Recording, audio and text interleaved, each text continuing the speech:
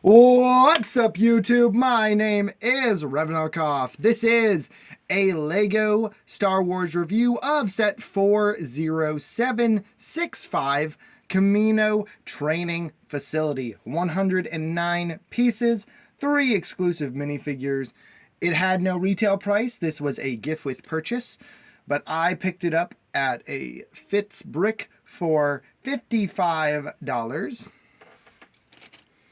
I should say I didn't actually pay for it. It was my lovely girlfriend. But here is the set, and this is the box art, which looks really good. You've got all the stuff that comes with it. Then you got the clone cadets fighting things. Then on the back it shows what you can do with everything. And yeah, let's move on into this review. So you definitely get a colorful arrangement of things here. Excuse me.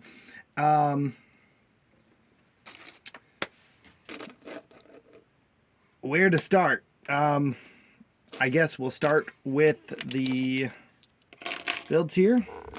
First build we're going to take a look at is the little barrier slash gun holder. So of course it can hold all your blasters here. Something that annoys me about this build is that it does not stick to studs because it has no studs because it's a side construction. So technically if you wanted it to stick, you'd have to peel off these pieces, and even so then it still wouldn't work.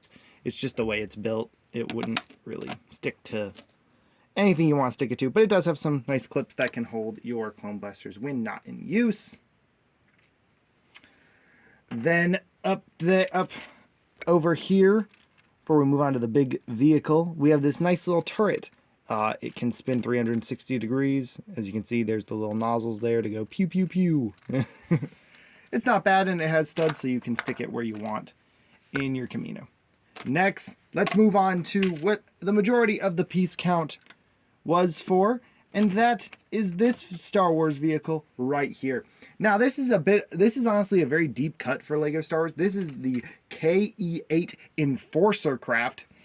It was used on Kamino for several things. Mainly used in the clone hatcheries, where the clones, of course, were bred for their war. And yeah, where they were created, and this thing goes around and works around in the lab. This little thing on the front is supposed to be its little claw, so it's supposed to be able to pick things up and move them around. It is a strange vehicle, that is for sure. And it actually was capable of spacecraft. However, it was never deployed in any combat situation because it had no armament. The only thing it had was a stun prod that could zap and stun anyone who was trying to do things in the facility. It was more for security purposes. But the build is nice. They got all the features down. If you see it in the movie, you do see all of this here. Then it has this really nice engine arrangement where you can ratchet it, turn it any which way, facing you, facing down to just be floating mode, facing up to go up, I guess, or down. Yeah, down. And then you can fit one. Sorry, this little thing is a little flimsy at the bottom, I've noticed. It does kind of pop off, so yeah. A little annoying, but not too bad.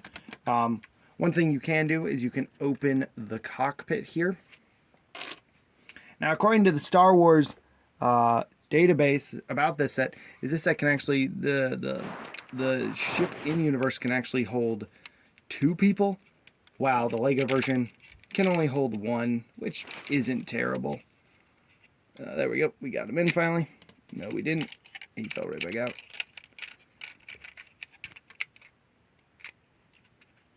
Huh.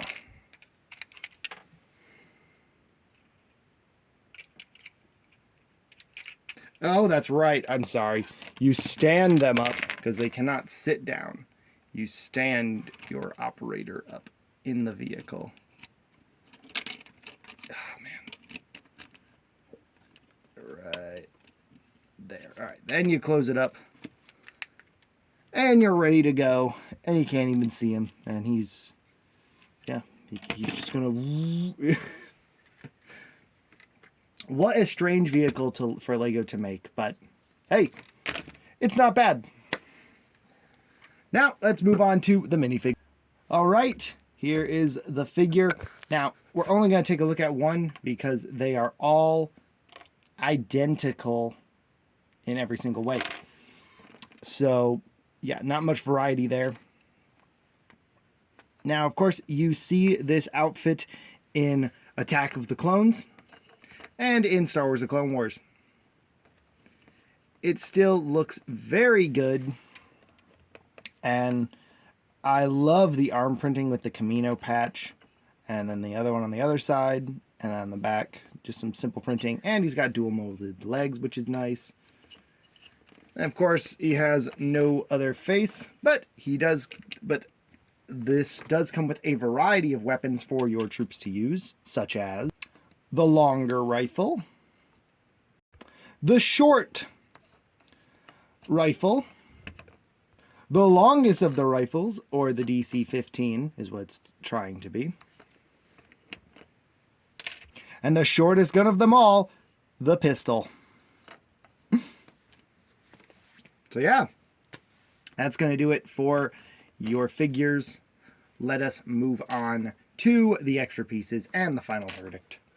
There is not much to say with the extra pieces. What you see is what you get. That stud and a tile, and then a square tile. And that's it. Oh, and of course the extra blaster. The instruction booklet. Not much to see here. Just the boring white background.